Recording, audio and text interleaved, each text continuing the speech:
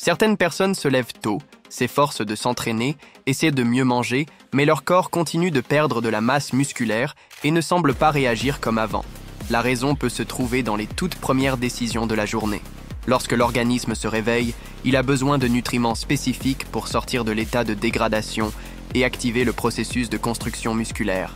Et le moment idéal pour cela est justement le premier repas. Ignorer ce point peut faire paraître tous vos efforts inutiles. En revanche, quand vous choisissez bien ce que vous mettez dans votre assiette dès le matin, le métabolisme réagit, les muscles reçoivent le bon signal et les résultats commencent à apparaître de manière bien plus régulière. Dans cette vidéo, vous allez découvrir comment composer un petit déjeuner stratégique, avec les bons aliments pour préserver et augmenter intelligemment la masse maigre. Ce qui suit pourrait bien être ce qui manquait à votre routine. Avant de continuer, prenez un moment pour vérifier si vous êtes déjà abonné à la chaîne. Ici, vous trouverez des contenus clairs et directs sur l'alimentation, l'entraînement et les stratégies pour maintenir la force et la masse musculaire avec les années. Si ce sujet fait partie de votre quotidien, suivre les prochaines vidéos peut faire toute la différence dans vos résultats. Il y a une erreur courante que beaucoup commettent sans s'en rendre compte. Commencer la journée avec un repas pauvre en nutriments essentiels. C'est cette idée que n'importe quoi fait l'affaire le matin. L'essentiel est de manger quelque chose de rapide et partir. Mais quand l'objectif est de préserver ou de gagner de la masse musculaire, cette précipitation a un prix. Après plusieurs heures de sommeil, le corps se réveille dans un état catabolique, c'est-à-dire qu'il a déjà commencé à puiser de l'énergie dans ce qu'il a de disponible. Et s'il ne trouve pas de nutriments, il ira chercher dans les muscles. Si le premier repas de la journée n'apporte pas suffisamment de protéines, de bonnes graisses et de glucides de qualité, le corps reste dans ce processus de dégradation au lieu de commencer la réparation. Et cela se produit lentement, en silence. Vous vous entraînez, vous vous investissez, mais vous ne voyez pas de résultats. C'est comme construire une maison sans livrer les briques sur le chantier. Le problème ne vient pas de l'entraînement ni de l'âge. Il vient de la façon dont le corps est nourri dès le réveil. Ce choix initial change tout. Pendant que vous dormez, le corps continue de travailler. Il répare les tissus, équilibre les hormones et consomme de l'énergie pour maintenir les fonctions vitales. Et tout cela se passe sans aucun apport de nutriments pendant plusieurs heures. Au réveil, les réserves sont faibles et le corps est prêt à recevoir ce qui va définir vos performances pour le reste de la journée, y compris à l'entraînement, dans la concentration et même dans la motivation. Si le petit déjeuner ignore ce contexte, l'organisme continue à fonctionner en mode économie. Cela signifie un métabolisme plus lent, une baisse d'énergie et une perte musculaire progressive, même chez ceux qui s'entraînent. Le premier repas doit agir comme une livraison de matériaux pour que le corps reconstruise, régénère et se prépare aux stimuli de la journée. Ignorer ce besoin revient à essayer de courir un marathon sans faire le plein. Le petit déjeuner n'est pas juste une tradition, c'est un redémarrage. Lorsqu'il est fait avec stratégie, il aide à passer du catabolisme à l'anabolisme et met le corps en mode croissance. Au réveil, le corps est plus réceptif à l'absorption des nutriments. Et parmi tous, la protéine joue un rôle stratégique. Elle fournit les acides aminés nécessaires à la reconstruction des fibres musculaires usées la veille. Sans suffisamment de protéines à ce moment-là, le corps tente de récupérer, mais il manque de matières premières. Pour le faire efficacement, intégrer des protéines au petit déjeuner aide à activer la synthèse protéique dès les premières heures de la journée. Cela signifie que les muscles commencent déjà à recevoir des signaux positifs pour se développer, même avant l'entraînement. De plus, les protéines contribuent à la satiété, contrôlent la faim dans les heures suivantes et maintiennent une énergie stable, sans pic ni chute, comme c'est le cas avec des repas à base de sucre ou de farine raffinée. Et le mieux, c'est que cela n'a rien de compliqué. Le secret réside dans la régularité. Une portion bien répartie de protéines fait déjà une énorme différence dans la composition corporelle au fil des semaines. La croissance musculaire commence tôt et intelligemment. Si vous voulez comprendre comment préserver et reconstruire vos muscles intelligemment, même après 50 ans, le livre numérique « Fini la faiblesse », la méthode naturelle pour reconstituer les muscles, après 50 ans, vous montre exactement ce qu'il faut changer dans votre alimentation, vos entraînements et votre routine pour que le corps réagisse à nouveau. Le lien est dans le premier commentaire épinglé, ça vaut le coup d'œil. Les bonnes graisses le matin font bien plus que fournir de l'énergie. Elles participent à la production hormonale, en particulier des hormones liées au gain musculaire, comme la testostérone. Et c'est justement ce détail que beaucoup oublient. Lorsque le petit déjeuner n'inclut pas de bonnes graisses, le corps peut avoir du mal à maintenir un environnement anabolique, même avec entraînement et protéines présents. En plus, les bonnes graisses aident à prolonger la satiété, à stabiliser la glycémie et à améliorer l'absorption des vitamines liposolubles comme A, D, E et K, toutes importantes pour la performance physique et la récupération musculaire. Elles favorisent aussi la santé cardiovasculaire, essentielle pour s'entraîner plus intensément et en toute sécurité. Pas besoin d'en consommer en grande quantité. De petites portions de graines, oléagineux ou huile pressée à froid offrent déjà le soutien nécessaire. Combinées à des protéines et des glucides de qualité, ces graisses créent un environnement interne plus favorable à la croissance musculaire dès les premières heures du jour. Lorsqu'on choisit un glucide le matin, le type fait toute la différence. Ce n'est pas juste une question d'énergie rapide, mais de comment cette énergie sera utilisée. Les glucides simples, A. Digestion rapide, provoquent des pics de glycémie suivis de chutes brusques. Cela entraîne fatigue, faim précoce et favorise le stockage de graisse. Les glucides complexes, eux, fournissent un flux d'énergie plus stable, idéal pour bien s'entraîner et préserver la masse musculaire.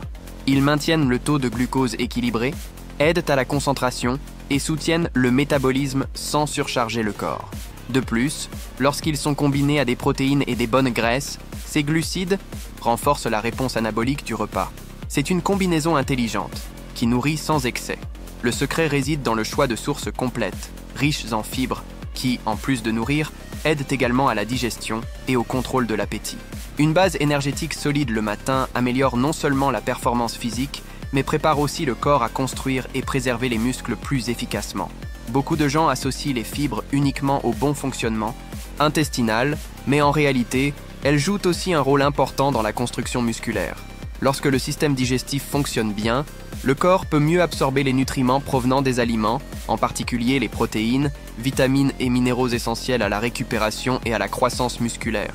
De plus, les fibres contribuent à l'équilibre de la flore intestinale, et une microbiote saine est directement liée à la production de certains composés qui influencent le métabolisme, l'immunité et même la régulation hormonale.